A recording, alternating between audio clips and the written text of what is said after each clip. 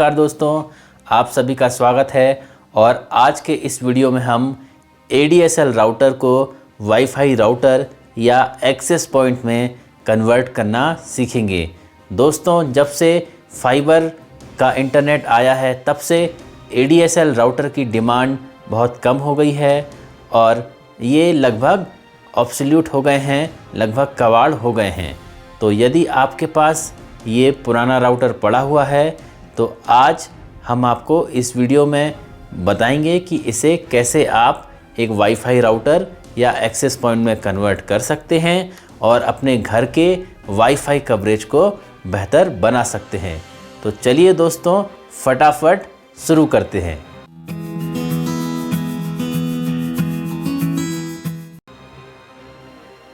दोस्तों, इस कार्य को हम 4 स्टेप्स में पूरा करेंगे और हमारा पहला स्टेप होगा कि इस ADSL राउटर को रीसेट करना। तो इस राउटर को रीसेट करने के लिए हम ये जो सिम निकालने वाली पिन होती है इसका उपयोग करेंगे। इसकी जगह आप पेपर पिन या किसी भी ऐसी पतली चीज़ का प्रयोग कर सकते हैं। तो दोस्तों, पीछे जो भी राउटर होता है उसमें पीछे एक होल होता है, आप देख सकते हैं यहाँ पर रीसेट लिखा हुआ है। कुछ राउटर्स में बटन भी होती है, तो उस बटन को दबाकर या इस होल में इस पिन को डालकर अंदर जो बटन है उसे दबाकर आप इस राउटर को रीसेट कर लें।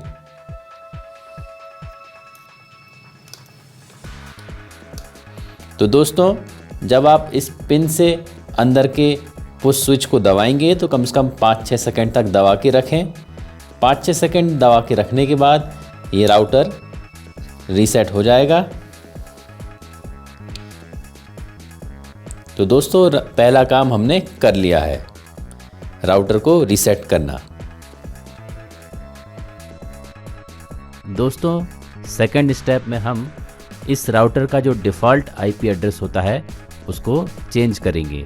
इस राउटर का जो डिफ़ॉल्ट IP एड्रेस है वो है 192.168.1.1 और ये जो IP एड्रेस होता है वो लगभग मोस्टली जो राउटर्स होते हैं उनका होता है। तो किसी भी तरह का IP कन्फ्लिक्ट ना हो, तो उससे बचने के लिए हम इस एड्रेस को चेंज करने जा रहे हैं। तो लॉगिन और पासवर्ड है जो इस राउटर के लिए वो है एडमिन। यदि आप किसी और कंपनी का राउटर यूज़ कर रहे हैं तो उसके बैक साइड में आप उसका यूज़र नेम और पासवर्ड लिखा हुआ देख सकते हैं। दोस्तों, इस डिफ़ॉल्ट एड्रेस को चेंज करने के लिए हम इंटरफेस सेटअप में क्लिक करेंगे, उसके बाद LAN ऑप्शन पर क्लिक करेंगे। तो यहाँ पर आप मेन IP एड्रेस में देख सकते हैं 192.168.1.1। तो जो .1.1 है उसको मैं यहाँ पर .10.1 कर देता हूँ। और अब यहाँ पर आप नीचे आएंगे DHCP सर्वर पर, तो जो स्टार्टिंग IP एड्रेस होगा, जो क्लाइंट कनेक्ट होंगे इससे, तो यहाँ पर .1.2 पुराना वाला है तो यहाँ पर भी हमें .10 करना पड़ेगा। और नीचे भी जो एक स्टार्टिंग IP एड्रेस वाला टैब है यहाँ पर भी हमें 10 करना पड़ेगा। तो इस प्रकार सारी जगह हमने 1 को 10 कर दिया है। यहाँ सेव कर देते हैं। तो यहाँ पर लिखा रहा है मेन IP चेंज हो गया है, तो यहाँ पर ओके कर दीजिए। और यहाँ 1.1 की जगह हम अब इस राउटर को 10.1 पर ओपन करेंगे।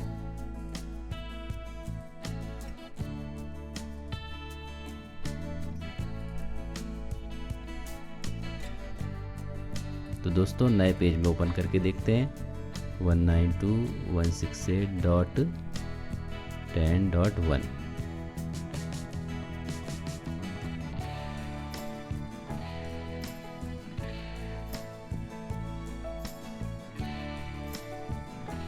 तो यहाँ पर हम देख लेते हैं कि IP क्या है। तो IP दोस्तों, आप देख सकते हैं अभी पुरानी IP ही आ रही हैं, तो इससे घबराने की कोई ज़रूरत नहीं है। बस आप जो आपका LAN केबल है, LAN केबल को आप राउटर से निकाल लीजिए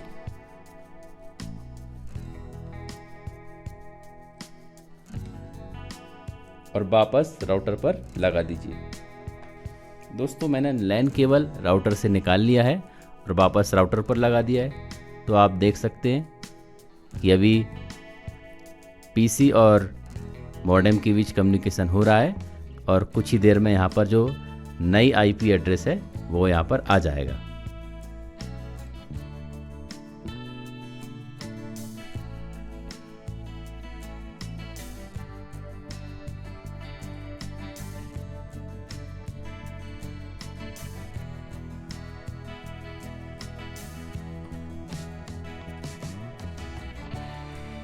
तो दोस्तों आप देख सकते हैं जो हमने नया आईपी एड्रेस चेंज किया था वो यहाँ पर दिखाई दे रहा है और पीछे जो पेज था 10.1 पर अब खुल गया है। तो मैं यहाँ पर लॉगिन कर लेता हूँ। तो दोस्तों दूसरा जो स्टेप है वो भी हमने सफलतापूर्वक कर लिया है और अब हम बढ़ते हैं अपने तीसरे स्टेप के लिए। तो इस तीसरे स्टेप में वाईफाई का पासवर्ड सेट करना है। तो फिर से हम क्लिक करेंगे इंटरफेस सेटअप में और उसके बाद क्लिक करेंगे वायरलेस ऑप्शन में।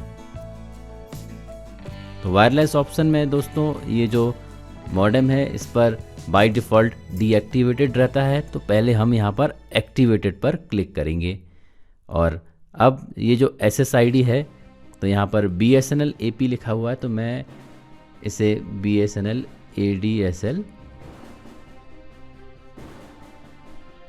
मॉडेम कर देता हूँ। तो इसकी जगह आप कुछ भी रख सकते हैं जो भी आप रखना चाहें और जो पासवर्ड है वो मैं सेम ही रहने देता हूँ। जो बाय डिफ़ॉल्ट पासवर्ड है 1 से लेके 8 तक, इसे मैं सेव कर देता हूँ।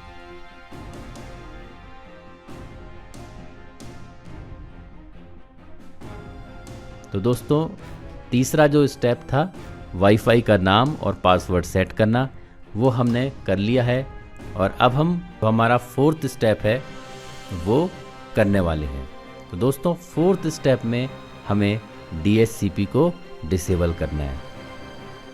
तो DHCP को डिसेबल हम इसलिए कर रहे हैं ताकि किसी भी तरह का रिवर्स DHCP ना हो। रिवर्स DHCP का मतलब होगा कि जो DHCP का एड्रेस असाइनमेंट होगा जो मेन राउटर से होना चाहिए, लेकिन यदि ये राउटर भी मेन राउटर बन जाए और वो राउटर भी मेन राउटर बन जाए तो कहीं रिवर्स असाइनमेंट ना हो जाए आईपीस का, इसीलिए DHCP को बंद करेंगे।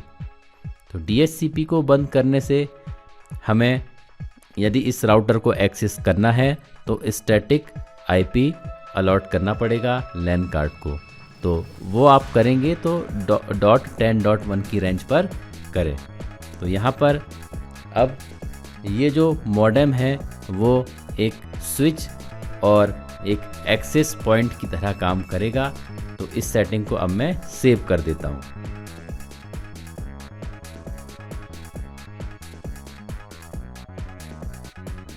तो दोस्तों सेटिंग मैंने सारी सेव कर दिया है और अब इस राउटर को मैं मेरा जो मेन वाईफाई राउटर है उसके थ्रू कनेक्शन दूंगा। तो एक लैन केबल मैंने इस राउटर पर अटैच कर दिया है।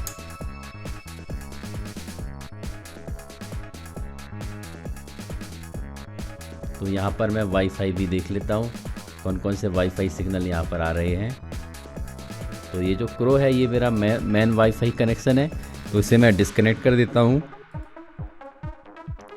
और यहाँ पर ये वाला जो कनेक्शन है ये अभी हमने बनाया, तो इसको मैं कनेक्ट कर लेता हूँ।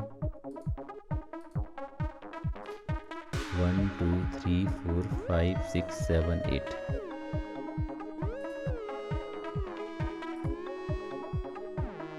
तो BSNL ADSL मॉडेम जो SSID हमने दिया था उससे अब कनेक्ट हो चुका है। तो चलिए दोस्तों अब चेक कर लेते हैं नेट चल भी रहा है कि या नहीं।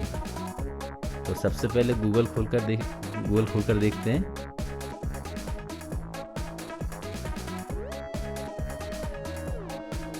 अब fast.com खोल के देखते हैं।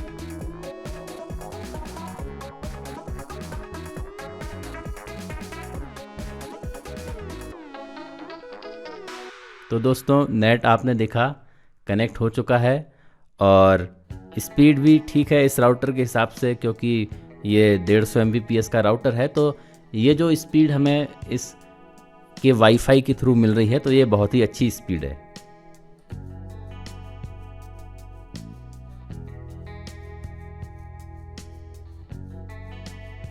तो दोस्तों, वीडियो देखने के लिए आप सभी का बहुत बहुत धन्यवाद। और अगर आपको मेरा वीडियो पसंद आए तो कमेंट करें और लाइक करके मुझे हौसला दें। और अगले वीडियो में हम TP-Link के राउटर को कॉन्फ़िगर करना आपको सिखाने वाले हैं। तो आप सभी का बहुत बहुत धन्यवाद।